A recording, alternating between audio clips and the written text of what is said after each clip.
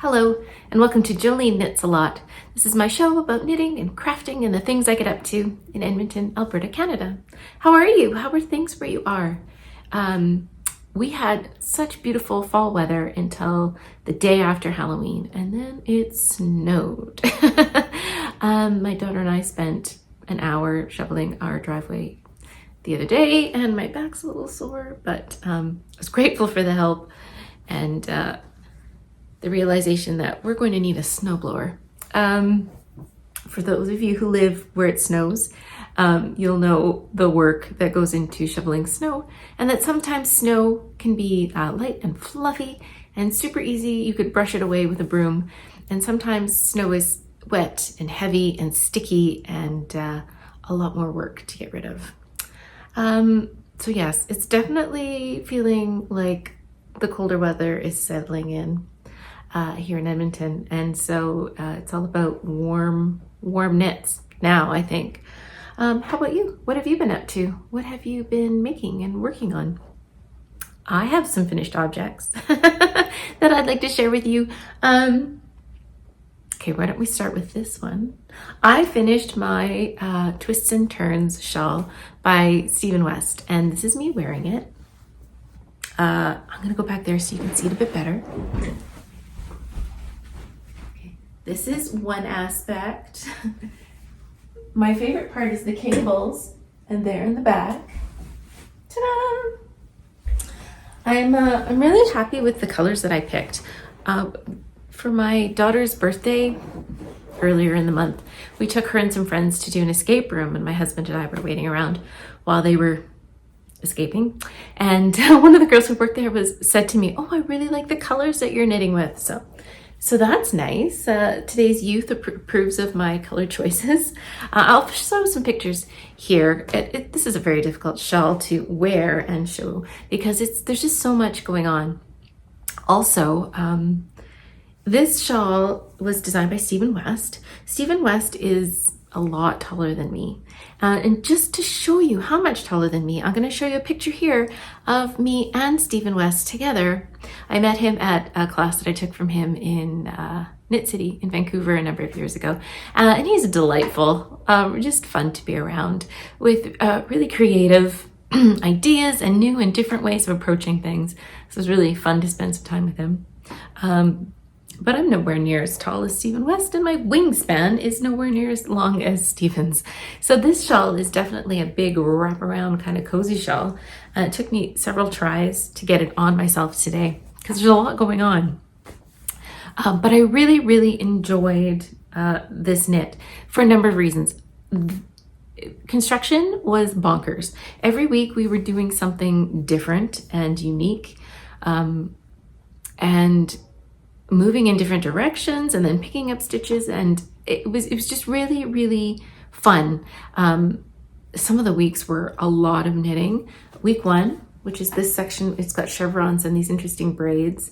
That was a big section to knit in 1 week. And then week 2 was also big. We knit a couple of sort of wings or side sections to this chevron, and then we did cables underneath. So that was a big week. Week 3 was a bit of a breather because it was a bit smaller, and then the 4th week was also pretty manageable. We were just sort of finishing up some of the wing tips and then adding length to this section here. We added this contrast color chevron and then some more chevrons at the bottom. Now I know I have knit Stephen West's mystery knit-alongs in the past. And I mean, there was one that I knit where I was like, this is just not for me. And I ended up giving it away to someone because it just wasn't my style. And that can happen with Stephen West. That can happen with any mystery knit along, let's be honest. So it's always a bit of a gamble. You may not always love what you get, but I really, really enjoyed the process of knitting this this piece. I'm happy with the colors that I chose. I think it's now that I have it on and I'm wearing it, it's really cozy. It's really nice to just wrap yourself up in. It'll be interesting to see the many different ways that I find to wear this shawl, because it is quite long and I am not. But I'm really, really glad that I participated. I loved every week getting the clue and seeing where we were going and seeing how other people were doing too. And now that I have it on, it's really cozy and I'm enjoying it. This weekend I have my younger daughter has a volleyball tournament, and I'm going to be sitting in gyms that have been quite cold. So I think I'm going to be taking my shawl to wrap around so that I'm not freezing in school gyms while kids play volleyball. Did you take part in the Twists and Turns make along? What colors did you choose? How did yours turn out? Are you happy with it? Do you like it? Some people love everything Stephen West does, and some people think that's unique, it's not for me, and that's okay. Like I said, that's part of the fun of doing a mystery knit along, is you don't know what you're doing, and so you may love it and you may not love it. And I've had both experiences, but I've also been glad that I participated. So here's my twists and turns. I will hopefully have inserted some pictures of the finished object here so that you can see it in its massive beauty. And I'm really enjoying wearing it right now. This might be my new office like schlanket, toss it on, because it's cozy. And because it's a fairly big shawl, it took,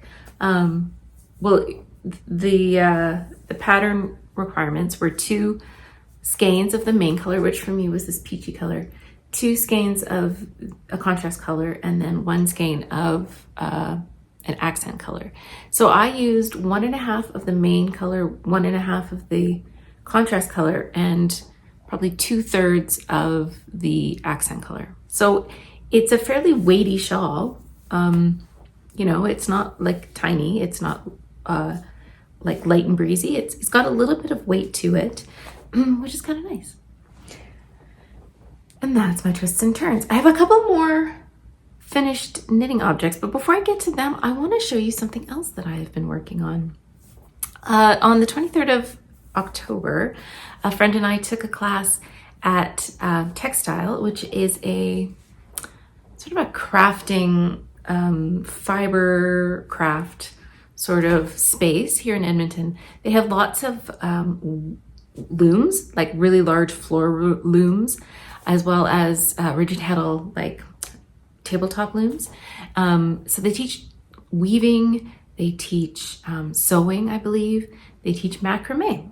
And so I took a macrame class with the owner of Little House of Macrame, who was also from Edmonton.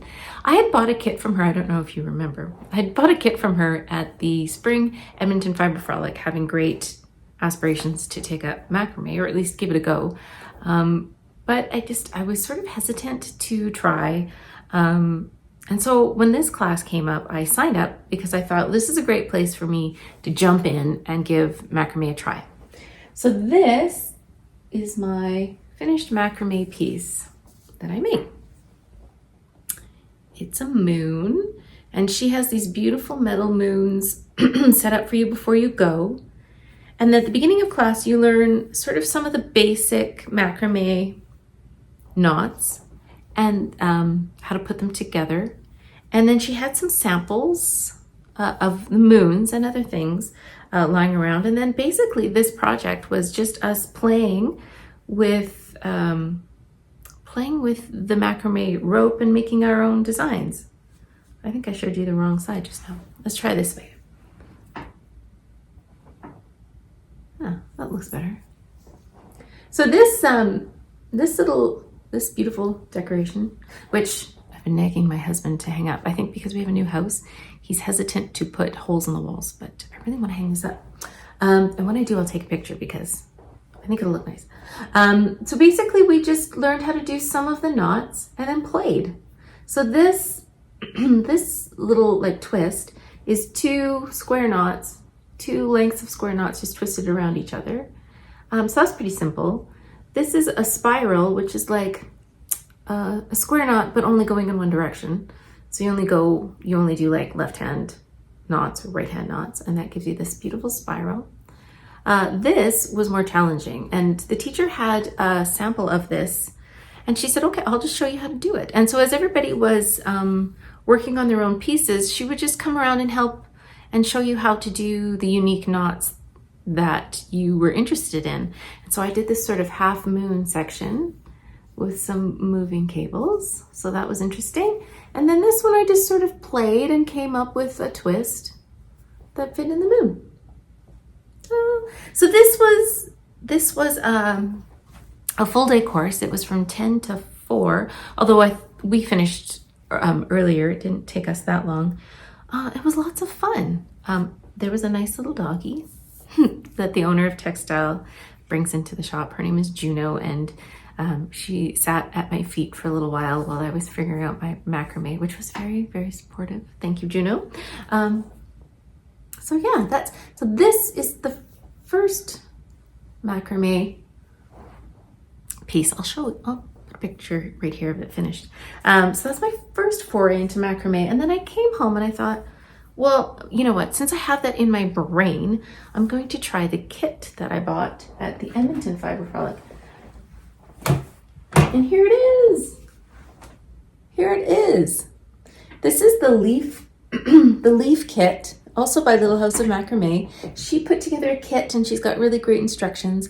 And so I took the opportunity to just work on this on a couple hours on a Friday, a couple hours on a Saturday, and I had it done. It's not perfect, but I'm quite pleased with it. And again, just harassing my husband to put some holes in the wall so that I can hang this up. Both of these kits are available from Little House of Macrame. She will be vending at Edmonton Fibre Frolic. So if you're going to be in the neighborhood and are interested in trying out macrame, she'll have kits there, and she'll also have classes ongoing at Textile if you're in Edmonton. So that was kind of fun. I showed my mom my finished project after the class, texted her a picture, and I said, macrame's back. She's like, I remember doing macrame in the 70s. Everyone had pot holders, and I remember my mom doing pot holders, or like owls. Does anybody remember like owl macrames? Anyway, it's back. It's different. And it was a lot of fun, and it was really fun to use my hands in a different way. So I really enjoyed that. Has anyone else tried macrame? Is that something? Anyone interested? I'm looking forward to getting these up on my walls, partly because I have very little up on my walls still. I'm pretty proud of how they turned out. How about my knitted finished projects? Well, I have a couple. Besides this Twists and Turns, which this shawl took up a lot of my knitting time, but in between waiting for the next clue to come out, I had some time to knit some other things. So I knit the November dishcloth. This one is called Darcy. Do I have that right? Yes, I believe I have that right. This is called Darcy, is based on Pride and Prejudice. Again, it's from the Kitchen Sink Shop, a year of dishcloths 2022, and it's been really fun to have little palette cleansers, and I'm already planning on tucking these into some little Christmas gifts that will be going to some friends and family. So yeah, these will be really handy to have to tuck into Christmas gifts or to keep for myself, because I always need new dishcloths. It's time to weed the drawer out of some of the old ones and bring in the new. So I knit this in Estelle Suds. I had picked up a bunch of it at the Fibre Nook. They had it, each skein was $3 and they were having a sale. So I bought a bunch. But I'm happy to say I've worked through most of my cotton stash. I have little odds and ends, and I'm planning to make like some little reusable face wash, like cotton pads that you can reuse and wash. So I'll let you know if I come up with a decent pattern for those. Most of the ones I've seen are crocheted, so it could be that I'm venturing into crochet. We'll see when I'm feeling like I need a break from other knitting, or if I just want to make some little gifts. Anyway, another dishcloth on the pile. And then I knit up 2 more Sophie scarves because they're just addictive. This one is from Fibre Goddess. It's called the White Way. Is that right?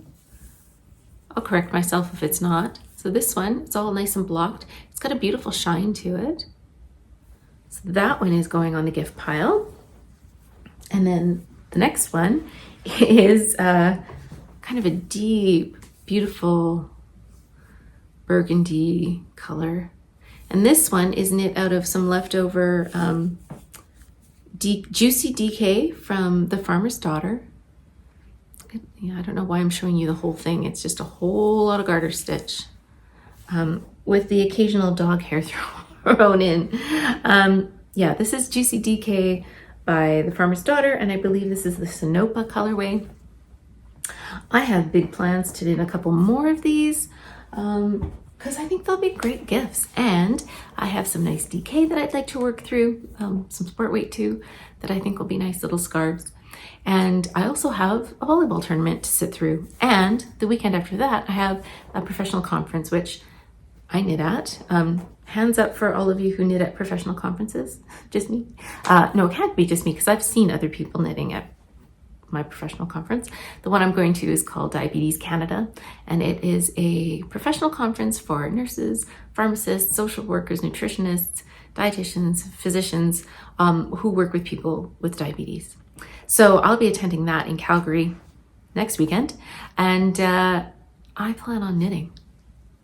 So that's something to look forward to. I have some knitting, semi-finished object, not really. I have some works in progress, let's call it that. So volleyball season has started, as well as indoor soccer season. My younger daughter is playing both sports. And so I started some socks. Hopefully these will be for Christmas. I should have them done. This is the first one, and I'm using West Yorkshire Spinners in the gingerbread colorway. It's their Christmas colorway for this year. I've never really used their patterning sock yarn. I've used their solids. I really like their milk bottle. It's becoming a go-to for me for heels, cuffs, and toes. And then this is gingerbread. So I have knit one almost sock. I made a big tube, and then I just the other day cut the opening for the heel, so I'll be inserting an afterthought heel there. This has been a lot of volleyball and soccer knitting. So that is ready for a heel. And then knowing that my daughter had a volleyball tournament this weekend, I cast on the cuff of the next one and just did a row or two in pattern. So it's all ready to go for the games that start at 4 o'clock tonight. Some very simple knitting on the needles, and my plan is to work on this until this sock is finished, and then it'll be Sophie scarves, a couple of Sophie scarves for more Christmas gifts. So this is just a very plain sock. It's 76 stitch. It's for my husband, and that should be done relatively soon, in lots of time for Christmas. And I have one last work in progress. This one is, I'm really excited to be working on this one. It's all tangled up in my macrame. This sweater is for my dad. My dad is very, very knitworthy. He has socks that I knit him years ago that I will see him wearing around. I've completely forgotten that I knit them. They're so old, but he still has them and he wears them all the time. He has sweaters and vests that I have knit him that I'll see him pull out to be cozy around the house. And so now this winter, I'm knitting him another sweater. And part of why I really want him to have a cozy sweater is that after he had surgery and chemo a number of years ago for colon cancer, which thankfully everything's fine. He gets cold. He gets cold easily. So I'm knitting him a really cozy sweater. This is the Spice cardigan by Andrew Mowry. I'll pop a picture. I'm going to pop a picture somewhere. And I am knitting it in Brooklyn Tweed Shelter is the main color, and Spin Cycle Dream State as the contrast. Now, I'm working on sort of a fading situation. So this sweater uses two colors, and I'm using Dream State, which is recommended in the pattern, because I had some left over from a second sale, but I didn't quite have enough. So I ordered a fourth skein. I have 4. I figured that would be lots, but when it came, it's significantly darker, even though it's the same color, than the other ones. But they're all sort of on this, here, if I can hold them all up, you can see. They're all sort of on this gradient path, right? Like this one's definitely darker, this one's definitely lighter, and the other two are sort of somewhere in between. So I'm just going to try and fade it as much as possible. So I started, this pattern has you start on the sleeves. I guess I could have started on the body, but the sleeves made sense. So I started with the darkest one, and I did 7 repeats of the little blip pattern, which ended up being about 5.5 inches. And this sweater size that I'm making for my dad has a 23-inch sleeve, because there's a really generous cuff that is meant to be folded back. This one is 5 inches.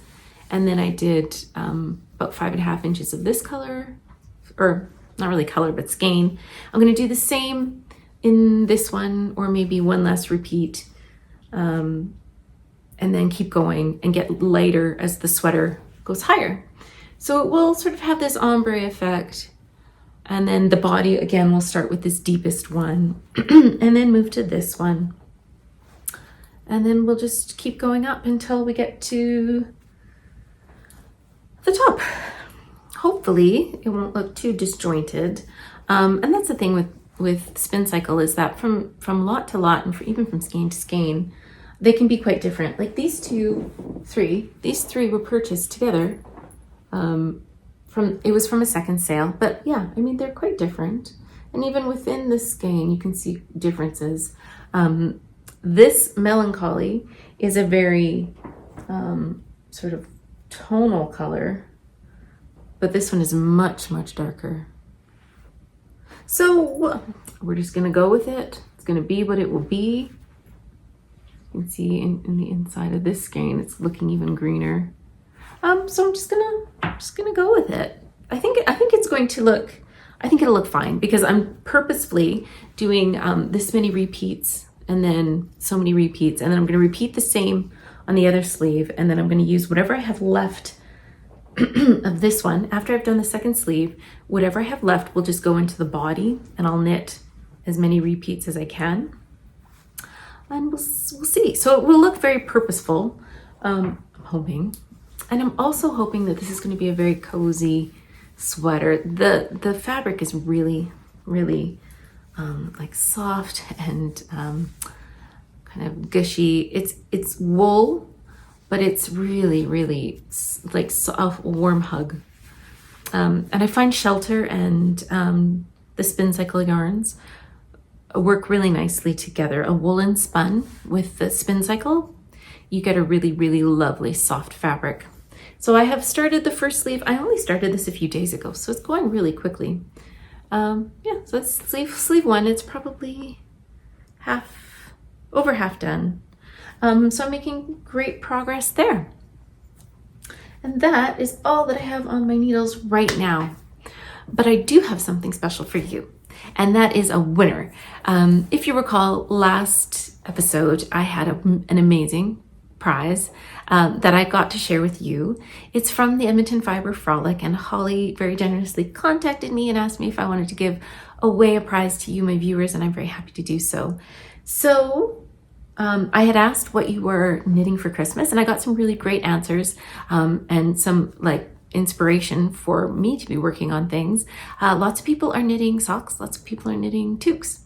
And I'm going to take this opportunity to inform those of you who don't know what a toque is, that toque, or T-O-Q-U-E, is a word that is used in Canada for a knit hat. So a beanie, I don't know what other people call it. I'm from Canada. I've always called it a toque. And I did a little research, and the word toque comes from French, and it's it's a hat. It was, they were popular, these hats, in the 13th to 16th century. in France.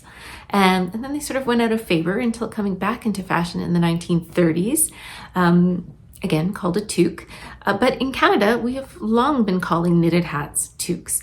Sometimes it's a confusing word to know how to pronounce because the O-Q-U-E may not be familiar to countries that don't have a lot of French words sort of worked into their vocabulary. We in Canada call a knitted hat a toque, and you can also do that. So the winner of this prize has been knitting toques, and it's Gabrielle Fletcher. Gabrielle, congratulations. Please contact me at jolineknitsalot@gmail.com. And I will put you in touch with the lovely, lovely ladies at the Edmonton Fibre Frolic, and they will arrange to get you your prize, which is an amazing bag of yarn, tools, mugs, accessories, and a 2-day pass to the Edmonton Fibre Frolic. So congratulations, Gabrielle Fletcher. Please contact me, and I'll put you in touch with the right people. Thank you everyone who participated and left me comments on what you're knitting for Christmas. I needed some ideas, and now I think I have some ideas on what I'm going to be making. I hope in the next couple weeks I'm going to see you at the Edmonton Fibre Frolic. I will be attending on Sunday. I will be at the Diabetes Canada conference in Calgary earlier in the weekend. So I'll be there on Sunday. If you're going to be there too, please come up and say hi. I'd love to meet you. I'd love to see what you're knitting. If you see this massive beast, you'll know it's me. I plan to be wearing it at the Edmonton Fibre Frolic, and I hope to see you there. Again, I hope you have some time to do the things that you like to do. The next couple of weeks, I plan on knitting a lot. See you soon. Bye.